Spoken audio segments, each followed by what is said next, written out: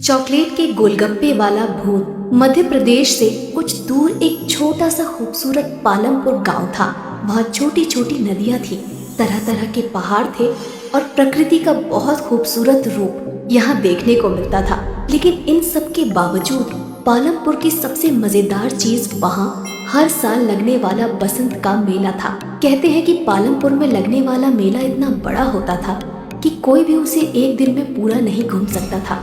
उस मेले में गांव वाले तरह तरह के खिलौने, कई तरह की मिठाइयाँ, न जाने कितने किस्म के खेल और अलग अलग तरह की खाने पीने वाली चीजों का ठेला लगाते थे।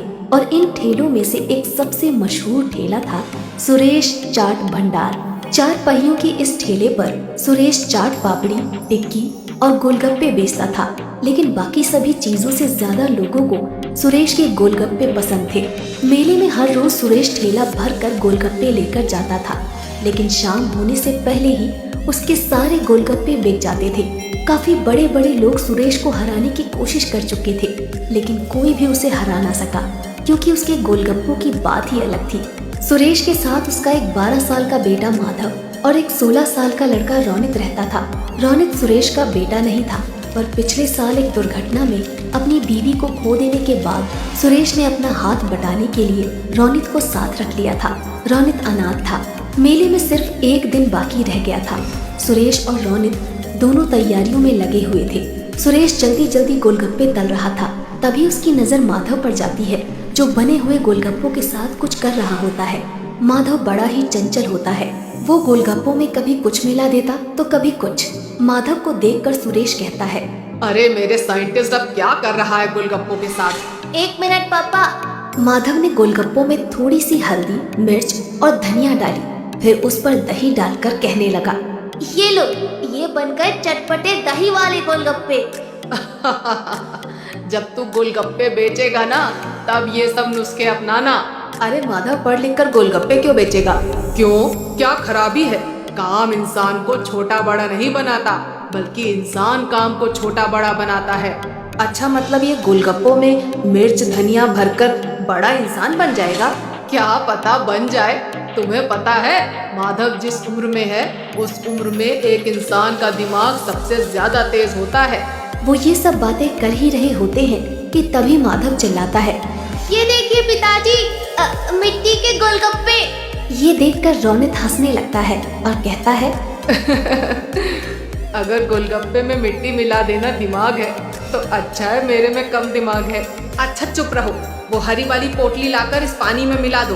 मैं बाहर काम से जा रहा हूँ, आते हुए रात को देर हो जाएगी। ये कहकर सुरेश वहाँ से चला जाता है और रोनित पोटली के पास चला जाता है। वहाँ 2 रंग की पोटलियाँ होती हैं, एक लाल और एक हरी। रोनित गलती से हरी की जगह लाल वाली पोटली उसमें मिला देता है।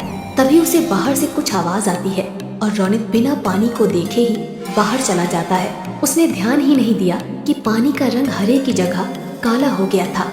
रात को जब सुरेश घर वापस आता है तो देखता है कि माधव अपने बिस्तर पर सो रहा होता है, पर रोनित घर में कहीं नहीं होता। सुरेश को लगता है कि वो काम खत्म करके अपने दोस्तों के साथ खेलने चला गया होगा। रात को सोने से पहले वो निश्चय करता है कि कल की तैयारी का सारा सामान देखकर सो जाएगा। वो चाट पापड़ी देखता है, जो कि बिल्कुल ठीक होती है।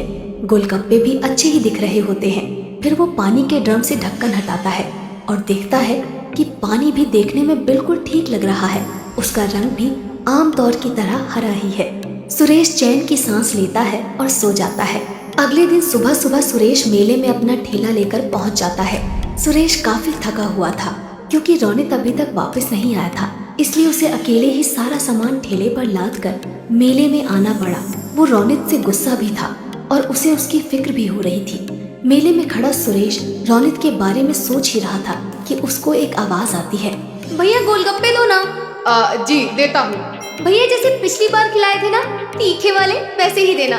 सुरेश ने उन्हें गोलगप्पे खिलाए। गोलगप्पे मुंह में रखते ही लड़की ने वापस बाहर निकाल दिया और कहा, ये क्या वाहियात गोलगप्पे हैं। सुरेश चौंक गया। लड़की ये कहकर वहाँ से चली गई और सुरेश ने एक गोलगप्पे में पानी भरकर अपने मुंह में रखा। उसने फौरन उसे बाहर निकाल दिया, क्योंकि गोलगप्पे का स्वाद सचमुच बहुत खराब था। जल्द ही ये खबर पूरे मेले में फैल गई और कोई भी सुरेश से गोलगप्पे लेने नहीं आया। शाम तक एक भी गोलगप्पा नहीं बिका। और परेशान होकर सुरेश वापस जाने लगा।